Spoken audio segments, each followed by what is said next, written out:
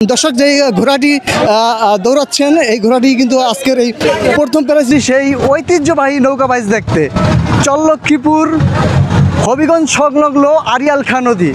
আপনারা দেখতেছেন যে আমার পিছনেই রয়েছেন সেই ঐতিহ্যবাহী নৌকা।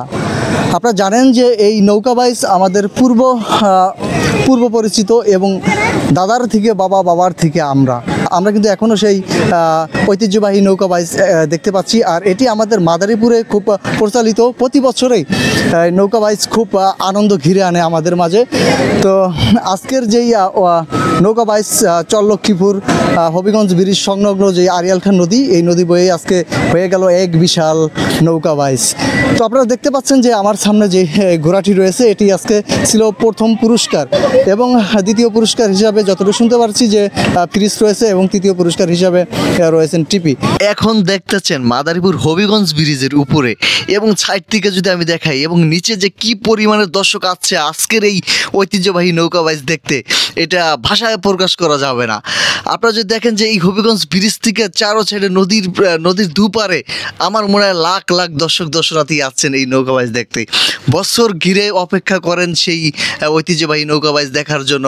মানুষ অনেকটা দূর দূরান্ত থেকে আসেন এই নৌকা বাইচ দেখার জন্য। অনেকে কর্মস্থল থেকে ছুটি নিয়ে পর্যন্ত আসেন, দূর দূরান্ত থেকে আসেন বছরের নৌকা বাইচ দেখার জন্য।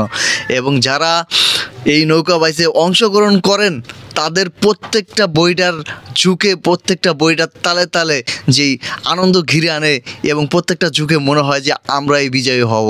আর চারো সাইড থেকে দর্শকরা এত পরিমাণে উৎসাহ দেয় যে মনে হয় যে এই যেন এক মানুষের মিলন মেলা, এ যেন এক আনন্দর মিলন মেলা, এ